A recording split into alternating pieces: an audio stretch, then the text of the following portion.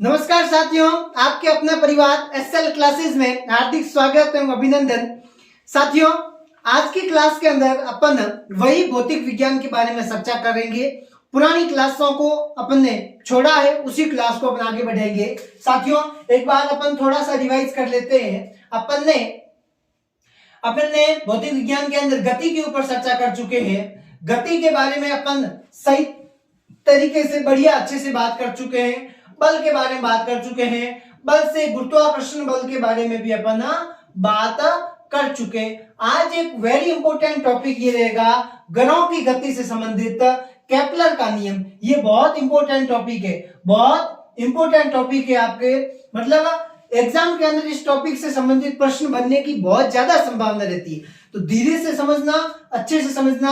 आज अपन इसके बारे में बढ़िया तरीके से डिस्कस करेंगे।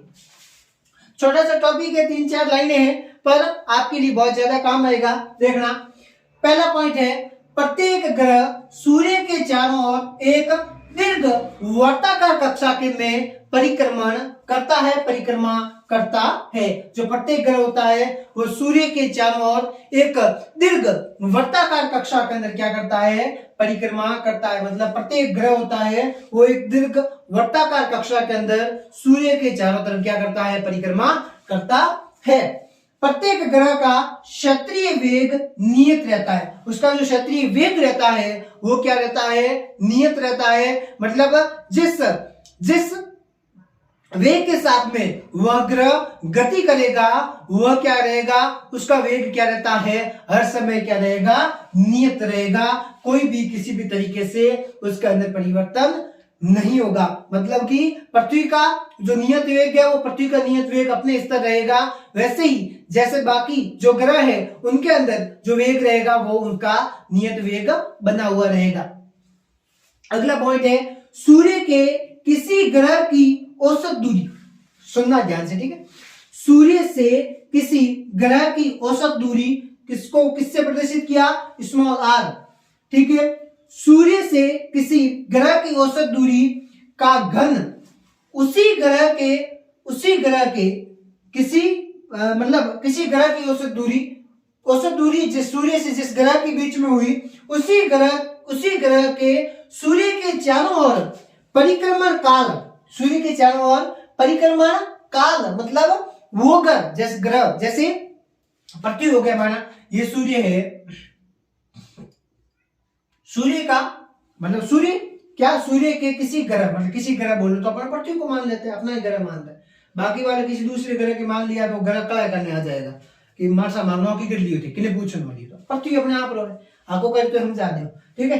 तो सूर्य से किसी ग्रह की औसत दूरी, ये क्या होगी? औसत दूरी अपन ने आर कह दिया। मतलब जैसे सूर्य से पृथ्वी की औसत दूरी अपन ने क्या कह दिया? आर का घन उस ग्रह के सूर्य के चारों ओर परिक्रमण काल। अब जो इस ग्रह का सूर्य के चारों ओर जो परिक्रमण काल रहेगा, जो इसके चारों तरफ जो परिक्रमा करेगा, उस परिक्रमा में जो उसका परिक्रमण काल होगा वह काल के वर्ग के समानुपाती होता है। मतलब जितना परिक्रमण काल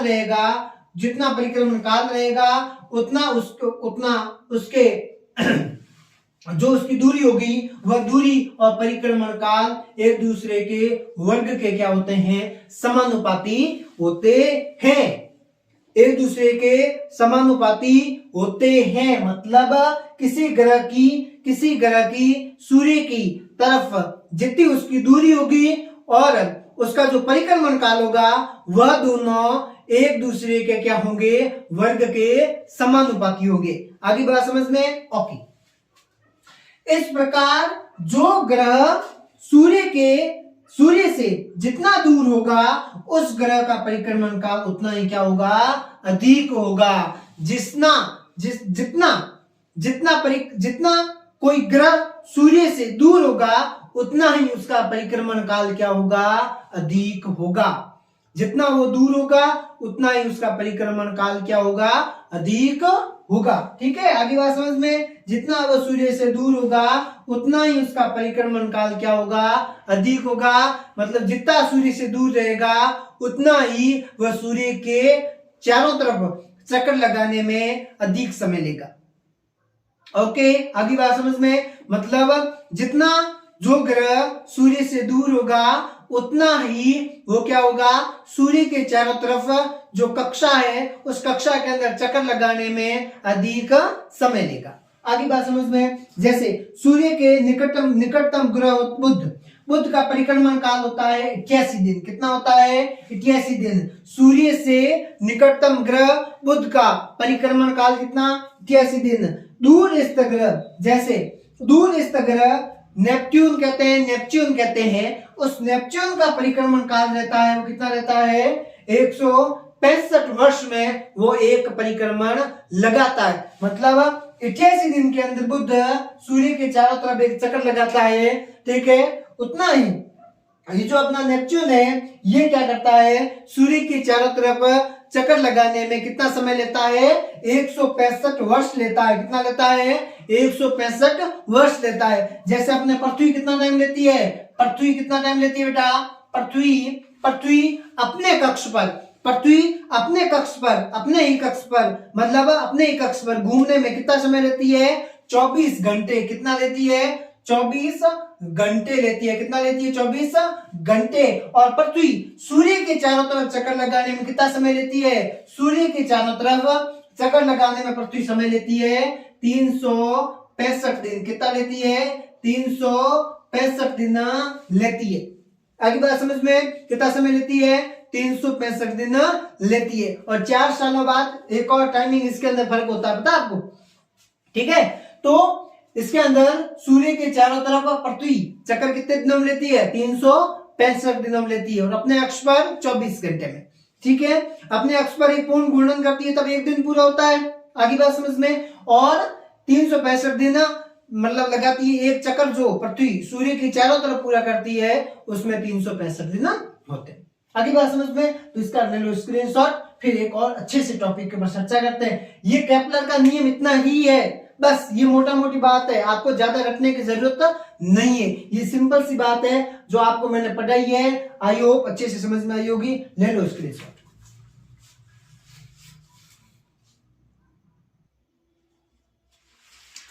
देखो साथियों, बहुत अच्छा टॉपिक है और बहुत बढ़िया तरीके से एग्जाम में पूछने लायक ना। ऐसे ये एग्जाम में मतलब हर बार एग्जाम के अंदर इससे संबंधित प्रश्न बनते ही हैं, ठीक है। और इससे संबंधित आपको, आप कहीं भी अगर कोचिंग क्लासेस में पढ़ रहे हो, वहां से नोट्स पढ़ रहे हो, तो ये टॉपिक से संबंधित आपको प्रश्न मिलते ही हैं। तो ये बहुत अच्छा टॉपिक है और इम्पोर्टेंट भी है। आप इसके अंदर 3 स्टार कर देना, आपको 5 स्टार नहीं 3 स्टार कर दो।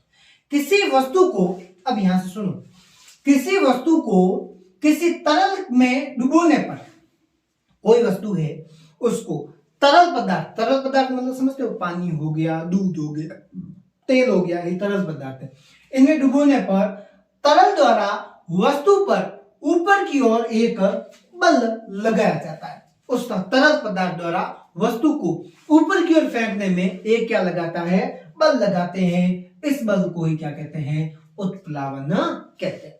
क्या कहते हैं? उत्प्लावन कहते हैं। मतलब किसी तरल पदार्थ के अंदर वस्तु को डालते हैं, ठीक है, तो वो तरल पदार्थ क्या करता है? उस वस्तु को ऊपर की तरफ क्या देता है? धक्का देता है।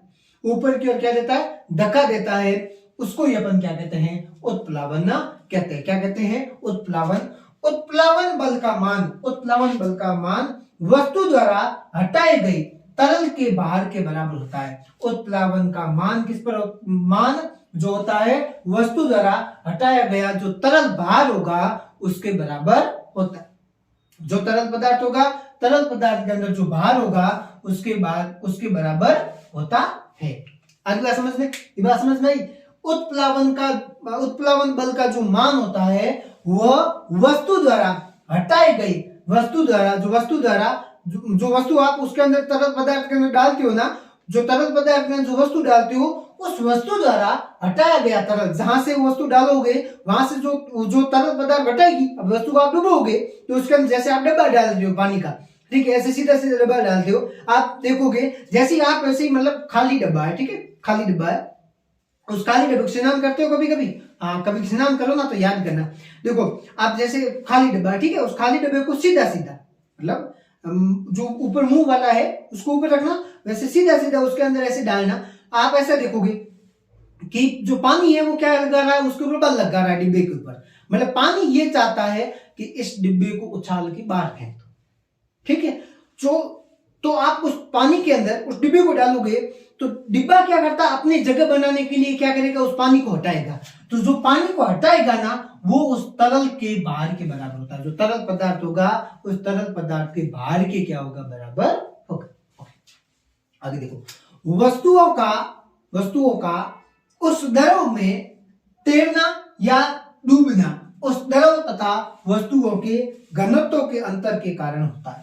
कोई वस्तु होती है उस पानी के अंदर तैरती है या फिर डूबती है, वो किसके कारण होता है, उस वस्तु के घनत्व के कारण होता है। आप कहोगे सर जी घनत्व क्या है? घनत्व किसी वस्तु के इकाई आयतन के द्रव्यमान को, किसी वस्तु के इकाई आयतन के द्रव्यमान को उसका क्या कहते हैं, घनत्व कहते हैं। कोई वस्तु है उसका जो इकाई आयतन है उस इकाई आयतन के द्रव्यमान होता है, जितना इकाई आयतन होता है, जो इकाई उसका आयतन होता है और उस आयतन के कारण जो उसका द्रव्यमान होता है उसको ही अपन क्या कहते हैं, घनत्व कहते हैं। और घनत्व का मात्रक किलोग्राम प्रति मीटर क्यूब होता है, वर्ग मीटर होता है। किलोग्राम प्रति मीटर क्यूब या फिर वर्ग मीटर होता है, ठीक है। इंपॉर्टेंट है, इसको आप इंपॉर्टेंट कर लेना, घनत्व को इंपॉर्टेंट कर लेना साथियों, ठीक है, ये इंपॉर्टेंट है, ठीक है। तो जो वस्तु होगी वो तैरेगी या डूबेगी, किस पर निर्भर करेगी, घनत्व पर निर्भर करेगी। द्रव के घनत्व से कम घनत्व वाली वस्तु है द्रव में तैरती है, ठीक है। मतलब द्रव वाली वस्तु है जो द्रव के घनत्व से कम घनत्व वाली जो वस्तुएं होती है वो द्रव में क्या करती है, तैरती है, तथा द्रव के घनत्व से अधिक घनत्व वाली वस्तुएं क्या हो जाती है, द्रव में क्या हो जाती है, डूब जाती है। मतलब द्रव के घनत्व से कम घनत्व वाली वस्तुएं होती है वो क्या हो जाती है, अमूमन क्या हो जाती है, तैरती है। जिसका घनत्व कम होगा वो क्या करेगी, तैरेगी, और जिसका घनत्व क्या होगा, अधिक होगा, वो क्या हो जाएगी, डूब जाएगी। यही उत्प्लावन है और यही आपका इंपॉर्टेंट टॉपिक है। और इसके बारे में आप ये 3-4 पॉइंट मैंने आपको लिखवाए हैं, वैसे 3-4 पॉइंट है नहीं, लाइन है 2 है, इसके अंदर 3-4 पॉइंट है, तो आप इसको बढ़िया तरीके से पढ़ना, इससे बाहर आपके प्रश्न नहीं जाएगा, ये पक्का मेरा वादा है। घनत्व को याद कर लेना, इसके अंदर से कोई प्रश्न बनेगा, जो कैसा बनेगा आपको सबको पता है, ठीक है। आपने बहुत सारी टेस्ट सीरीज को ज्वाइन कर ली, ठीक है। आप सिलेबस पूरा हो तो टेस्ट सीरीज के ऊपर ध्यान जरूर दें, ठीक है। तो साथियों आज के लिए बस इतना ही, ठीक है। इस क्लास को बढ़िया शेयर कर देना और कमेंट में अपनी राय जरूर देना। मिलते हैं अगली क्लास में, अगली वीडियो में, तब तक के लिए राम राम, जय हिंद।